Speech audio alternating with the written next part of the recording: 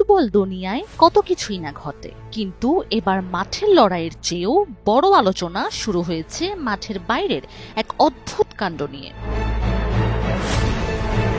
ইংল্যান্ডের অধিনায়ক হ্যারি কেইনকে নাকি অভিশাপ দিয়ে আটকে রেখেছিলেন ঘানার এক ওঝা, নাম তার নানা কোয়াকু বানসাম। কেইনকে ছেড়ে দেওয়ার পর এই ওঝার নতুন টার্গেট এখন লিওনেল মেসির আর্জেন্টিনা। তার দাবি আগামী 4 জুলাই মায়ামির মাঠে কেপ ভার্দের কাছে হেরে বিশ্বকাপ থেকে বিদায় নেবে বর্তমান বিশ্ব চ্যাম্পিয়নরা। এই ঘানাইয়ান ওঝা কিন্তু হুট করে আলোচনায় আসেনি। গ্রুপ পর্বে ঘানার মুখোমুখি হওয়ার আগে ইংল্যান্ডের গোল মেশিন হ্যারি কেইনকে নিয়ে এক অদ্ভুত হুঁশিয়ারি দিয়েছিলেন তিনি।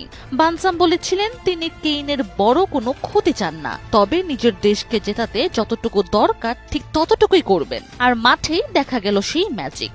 ম্যাচটি গোলশূন্য ড্র তো হলোই, এমনকি পুরো বিশ্বকাপে হ্যারি কেইন কেবল ওই একটি ম্যাচে গোল করতে ব্যর্থ হন। বসুন্ধরা টিস্যু অশুদ্ধতার বিরুদ্ধে এক বিন্দুও ছাড় নয়। ম্যাচ শেষে ওঝা নিজেকে বিশ্বের সবচেয়ে শক্তিশালী দাবি করে কেইনকে অভিশাপ মুক্ত করার ঘোষণা দেন এবং বলেন কেইন তার শত্রু নয়, এমনকি নিজের এক সন্তানের নামও তিনি হ্যারি রাখবেন। ওঝার কথার প্রমাণ মিলল পরের ম্যাচেই, যেখানে পানামার বিপক্ষে ঠিকই গোল পান কেইন। সেই হ্যারি কেইন অধ্যায় শেষ করে ওঝা বানসাম এবার নজর দিয়েছে অপ্রতিরোধ্য আর্জেন্টিনার দিকে। গ্রুপ পর্বের সব ম্যাচে সহজে জিতে আসা মেসি বাহিনীকে নিয়ে তার সোজাসাপটা ভবিষ্যৎবাণী, শেষ 32 এর ম্যাচে কেপ ভার্দেই বিদায় ঘণ্টা বাজাবে আর্জেন্টিনার। যদিও ফুটবল ইতিহাস কিন্তু ওঝার এই দাবির পুরো উল্টো কথা বলছে।